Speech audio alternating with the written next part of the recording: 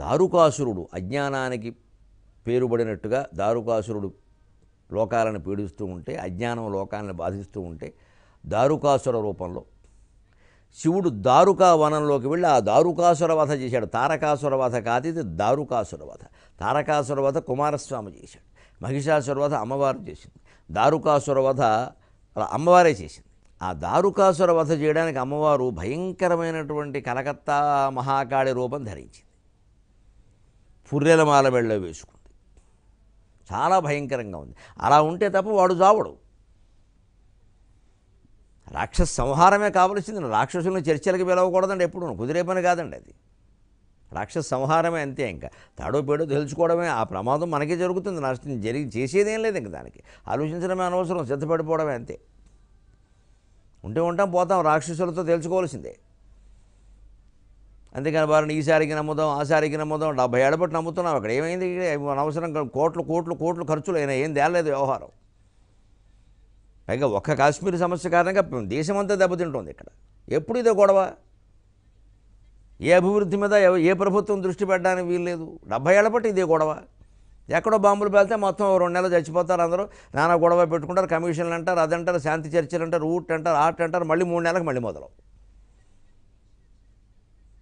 దానికి మూలం ఏమిటో కనుక్కుని ఆ మూలము శాంతియుతంగా సాధ్యంగా ఇప్పుడు ఆయుధమే. లేకపోతే ఈ ఆయుధాలనే తెచ్చిపెట్టుకునేది ఎందుకు? అణుపరీక్షలు ఎందుకు? అణుబాంబులు ఎందుకు? దేనికి ఇదంతా? ఊరికి ఎదుటి వాడిని బెదిరించడానికే.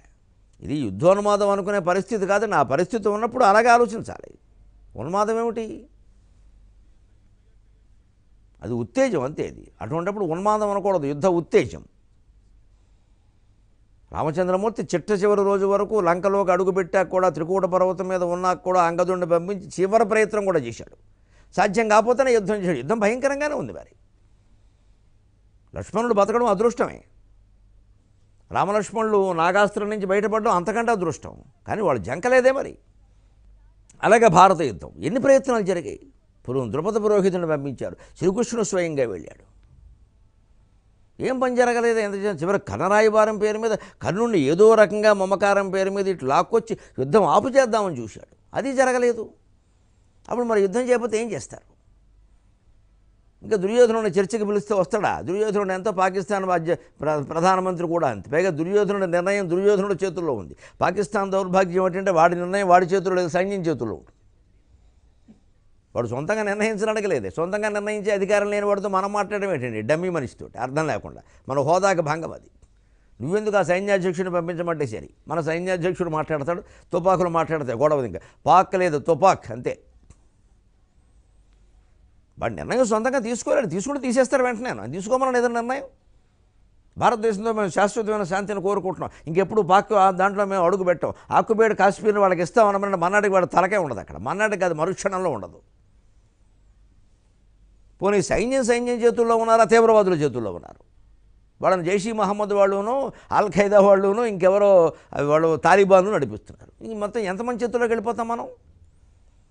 అంటే దేవతలు రాక్షస సంహారమే ఎందుకు చేశారు, రాక్షసులతో చర్చలు ఎందుకు చేయలేదో ఆలోచించాలి. హిందూ దేవతల చేతుల్లో ఆయుధాలు ఉంటాయి, హిందూ మతం హింసను ప్రోత్సహిస్తున్న ఎదవ మాటలు మాట్లాడడం కాదు ఇక్కడ. ఏ మతం హింసను ప్రోత్సహించలేదు చెప్పండి?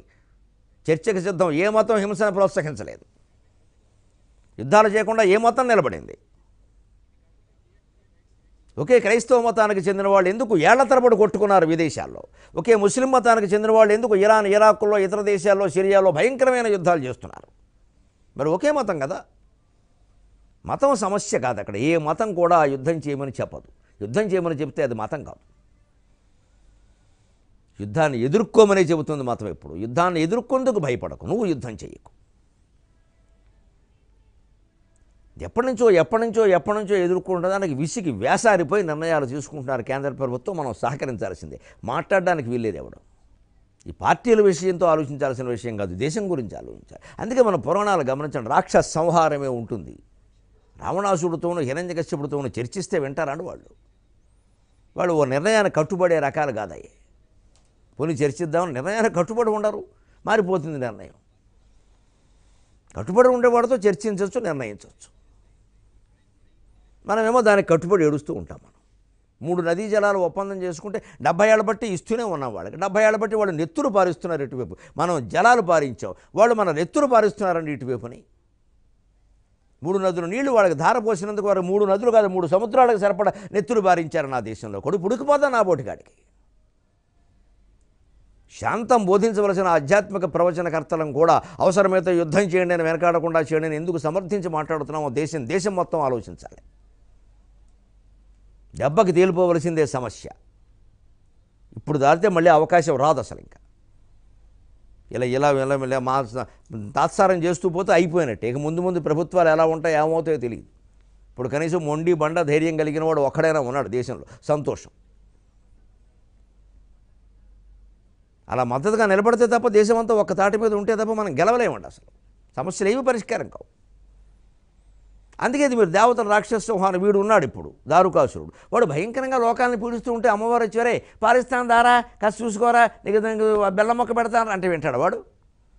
అంతకంటే భయంకరమైన కాళికా స్వరూపం ధరించి వేసి పారేసింది.